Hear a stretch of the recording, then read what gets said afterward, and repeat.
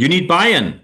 You probably heard that phrase sometime when you think, okay, I need to convince people, and unfortunately, you don't have much time. And usually you say it takes some time to convince people, or maybe it doesn't. So we have an expert on the matter with us here today. Hello and welcome, Bianca Riemer.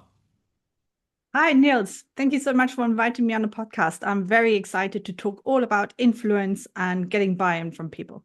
Brilliant. Thank you very much for taking the time. We get straight into it. So, you're not one of these coaches who talk about something you haven't done before. You were a high-ranked Morgan Stanley analyst by yourself. Many people, when I prepared for this interview, told me, look, when you want to have buy-in, you need to build the network, you need to get credibility, and all of that takes a lot of time. And yeah, you say it is possible to have that, but fast. The question is, how? Absolutely. So when I was a stockbroker at Morgan Stanley, I completely underestimated how important it was to have the relationships and to manage your own executive presence when approaching people who are too busy to listen to you. Hmm. Right. So I thought it would be all about analysis, and as long as the idea is good, people will love it. But hey, that was not the case. And I got a really big wake up moment when at some point I was covering this stock. It was actually a Swiss stock, Niels. It had gone down 40%, and that was my stock call. Mm. I'd initiated with a sell rating. Basically, the stock went down 40%. A colleague of ours calls my boss and says, "Oh, I hear that you've made a fantastic call on this and this stock." My boss says, "Thank you." And the stakeholder says, "I'm not calling to congratulate you. Why haven't I heard more about this?" And this is as shocking as it was to me at the time, because this was the first ever stock I covered and I thought I'd done a good job. That's when I realized, hey, my job is not just to do the analysis. My job is above all to let people know what my thoughts were so that Mm. people are aware of it. And from that moment on, it was a very hard upward struggle to figure out via trial and error how to get people to listen to you and to actually take action on what your ideas are. And that's what I now do as a living, helping other people to get buy-in Yeah, without excellent. building a big network and Yeah. making a name for themselves first. Brilliant. What do you do with people who now say, because when I prepared, some people said, and I quote, they said, I'm an introvert. I am not one of these networking people. I'm a very good analyst. I'm very good on the matter, but I'm not one of these horse and pony show people. That was a word by word quotation by an analyst. What do you do with these people who say, I'm just not the type for this? Fantastic. So these are the people that resonate a lot with my methods because there's no networking involved, there's no schmoozing involved, and there's no, I don't drink, I don't eat a lot of food that you eat in restaurants. Hmm. None of that required. My work hours at Morgan Stanley, where I was working less than 12 hours per day. So that's not lazy, that's efficient. And that's what technical people like about my approach. So what do we do, right? We go in with a Hmm. completely different approach to what most people assume. And then people are Hmm. very surprised that it actually works. Excellent. So, do you think that anyone can learn this skill? Absolutely anyone?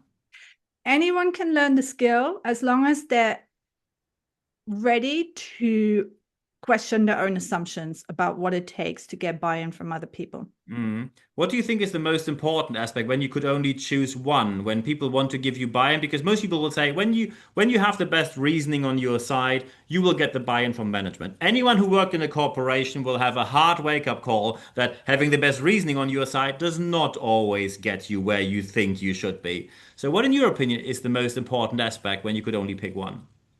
Yes. So the most important aspect is to have the newspaper headline on your newspaper that makes the executive pick up your newspaper. Hmm. That's the way to think about it. So obviously, you have to do your market research on what is important for the executive. And it's exactly those words that you choose when you do your marketing research. You ask what is important to this person, not what motivates them, not how are they incentivized. You ask them what is important to you about this. Hmm. So ideally, you have a direct conversation with them, or you just have a think, or you do internet research, AI research. What is important to this person or somebody in this role? And then you target your newspaper headline to what this person is interested in, what's important to this person. And it has to be the conclusion. So you're not saying, hey, here's my research on topic X. It has to be, here's my recommendation. I think we should do this. It will prevent this. It will help us achieve this goal. So Mm-hmm. by using your language very strategically, based on what your research has shown you about what's important for the other person, you can hit the nail on the spot Mm. very quickly. Excellent. What do you deal, how do you deal with people who say, I'm just a natural presenter. I am not very good at this pitching stuff. I'm better at the research thing. Yeah, you don't need to present very long. You just go in with your recommendation, a couple of slides that are on point exactly about what the people in the room are interested in. And then you say, at the beginning, you say, I'm going to present my view, my recommendation for 2 minutes, and then I open up for questions. Mm-hmm. So rather than thinking about it as a presentation, you think about it as a conversation. Because here's the thing, so many technical experts who go and present to boards say, hey, I had a 50-slide presentation and there were no questions at the end. They said they would get back to me and they never did. And the Surprise. And then they problem, say, it's interesting. That's something I learned the hard way. When someone in Britain tells you it's interesting, hint, it's not what you think. absolutely, especially over here in London, if somebody says, interesting. Yeah, I Mm, think about it. Thank you very much. And yeah. then all of a sudden they have to go into a meeting. Yes, that Yeah. happened to me a lot, by the way, at the beginning. So here's the thing, you turn it into a conversation. It allows the other person to ask you exactly the questions that are important to them. It also allows them to think. So don't be scared of silences. It's actually very, very important, especially when influencing skeptical people. Here's the thing about skeptical people. People are skeptical because they like to make their own decisions. They're Mm-hmm. not skeptical because they don't like you. Certain professions are skeptical by default. So say my client base were fund managers and financial analysts working for fund managers. By default, their job is to be skeptical and to Yeah. make up their own decisions. So my job then was to present contrarian ideas, but also to help them think these ideas through to help them make a decision.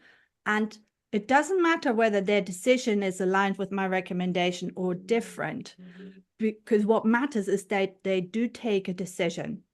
Mm-hmm.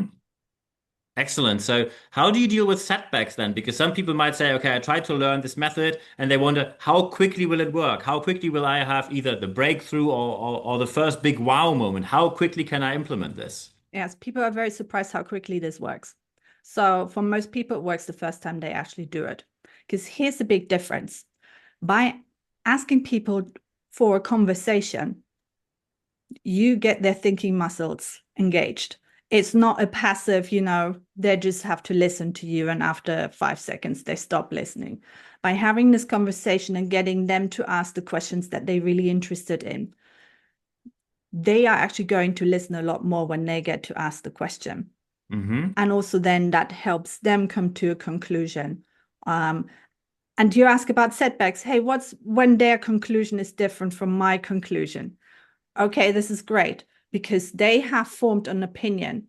Then I want to know all about what their opinion is, because then that gives me more food for the next time I go and have a conversation with them, because I can address the points that they think are important at the moment. And if I think they've got it all wrong, I can address that in a way that then works with their style of thinking. And what do I mean by their style of thinking? In many situations, people either want to go away from something they don't like, or they want to Mm-hmm. go towards something they like. And here's the problem in big corporations. You have different departments who are incentivized differently. And also the mindset in different departments is very different. So say Yeah. the CEO of a company, their job is to grow the company. So they will have a empire building mentality. They will be very enthusiastic about growing, expanding new products, new markets. They are not usually aware of all the risks, all the problems, all the stumbling blocks, the budget, all that boring kind of stuff from their Mm-hmm. point of view, right? So they need a good CFO whose mindset is more aware of risks, aware of Yeah. budget constraints, aware of Liquidity, cash flow. regulations. Yeah. Exactly. So it's very interesting to see the dynamic between CEO and CFO of large listed companies who I spent a lot of time with in my 10 years at Morgan Stanley. Mm. The CEO will usually go have a very towards attitude towards goals. The CFO will be very aware of all the risks. And then if the dynamic between them is good, they're the dream team because they're very strategic as a team. Where the dynamic between different teams is not that great because they can't speak to each other, that's where then you have the siloed thinking, a lot of unresolved conflict at board level. Mm. So when people learn how to see the mindset of different departments, say sales is very towards, they like Hmm. goals. Finance people, risk people tend to be very aware from. They're very aware of Yeah, it's their job. risks, yeah, budgets, etc. When they learn how to speak to each other with the different language patterns I just mentioned, then the conflict goes to the side, and there's more. We're all rowing in the same direction, but we've actually Mm. thought about it strategically rather than just fighting in the sandpit. Yeah. Excellent. Two more questions now. Well, now people think, I think this is helpful to me, and they wonder, how does it work to learn it? Is it like a year-long one-to-one coaching? Is it an online class? Is it a group class? How does it work in reality to get this program on the road and to actually to learn it for themselves? What's your approach there? Yes. So the best way to learn it is either one-on-one or in a group setting. And it just takes a few sessions. So I've just taken a sales team through this approach. They had 3 1.5 hour sessions. Hmm. And they've already seen massive improvements in how open their prospects are to seeing them as a trusted advisor rather than a salesperson who just wants Yeah. my money. So it's very, very fast. I take a structured approach where I take people through it step by step, but the minimum would be 3 1.5 hour workshops. With individuals, obviously, I can do it a lot more tailor-made to their specific presentation. With groups, we take a more structural approach, actually taking the step-by-step approach so that they learn the whole system and they can then apply it to their specific situations, and if needed, have a one-on-one follow-up session with me. Brilliant. Perfect. There's, of course, one last question which I have to ask here. When people now think this is for me, how can they get in touch with you? Absolutely. You can connect with me on LinkedIn, Bianca Riemer.